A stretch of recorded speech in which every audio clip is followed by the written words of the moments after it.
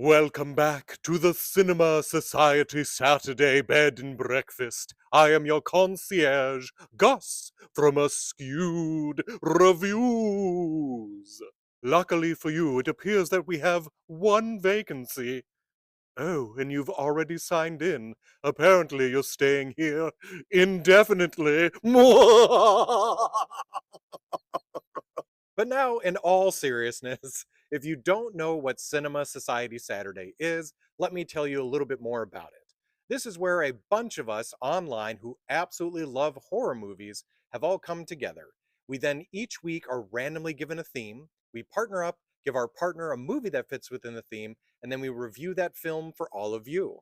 And if you couldn't tell from my intro, the theme for this week are movies that take place in hotels, motels, inns, bed and breakfasts, and everything else that fits within that category. And my partner for this week is Chris at Chris For Real For Real. And if you haven't checked out his content before, you absolutely need to go and do so. And the movie that Chris assigned me for this week was The City of the Dead. This is a film from 1960, and it was directed by John Llewellyn Moxey. My favorite thing about being a part of Cinema Society Saturday is you get to see all of these horror movies that you might not have ever seen before.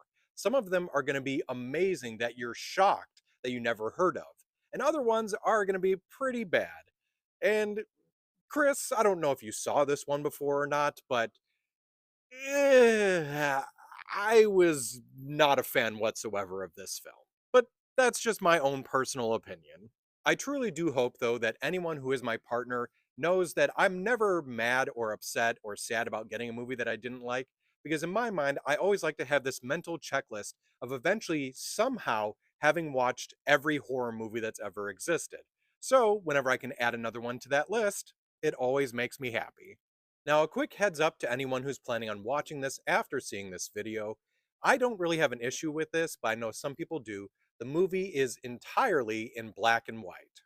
So now let me tell you more about the concept for this film to see if this is something that does in fact interest you. So the film starts off in 1692, where we witness a witch trial happening right in front of us, and unfortunately the woman involved is not considered innocent and is being burned at the stake. As she is expiring, her and her lover are now making a deal with the devil about cursing this town that they're in. We then jump ahead in the movie to what is considered the modern day, and we are currently in the office of Professor Alan Driscoll. And he's actually the one telling the story about what happened with this witch trial as he teaches a class about witchcraft. We then meet one of his students, Nan Barlow, who very much is interested in witchcraft and wants to know more about this story. So the professor notifies her about what town she can go to learn all about this, and it's a place called Whitewood in Massachusetts. So she ends up going there alone and stays at the Ravens Inn. Here is where she begins to find out more information about the town and, of course, the witchcraft that originally appeared there. Unfortunately, she also ends up discovering that there is some sort of devil worshipping cult that does reside in this town, and then a horrible fate befalls her. From here, the story heads in a direction that reminds me a lot of the original Psycho, where we now have her brother, Professor Richard Barlow, and her boyfriend, Bill Maitland, heading to Whitewood to see if they can figure out what happened with Nan.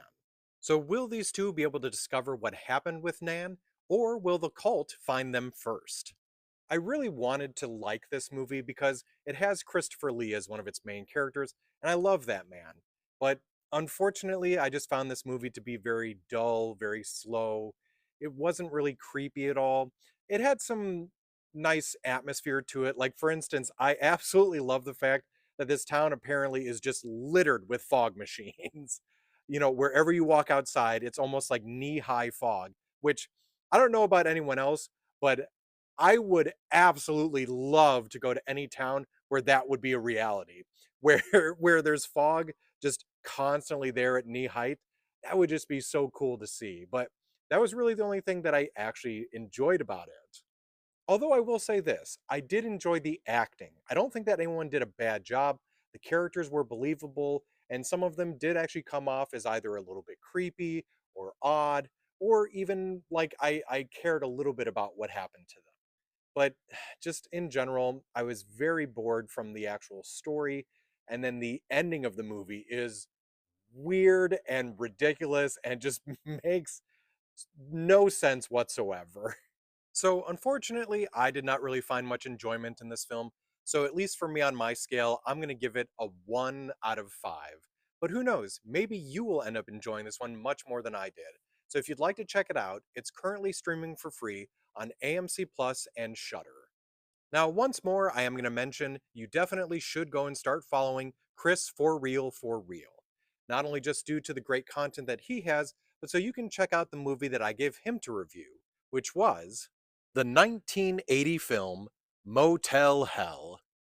I hope you enjoyed your stay here, and if you'd like to take a brief excursion to any of our other locations and see what everyone else did for their reviews, just look up the hashtag Cinema Society Saturday.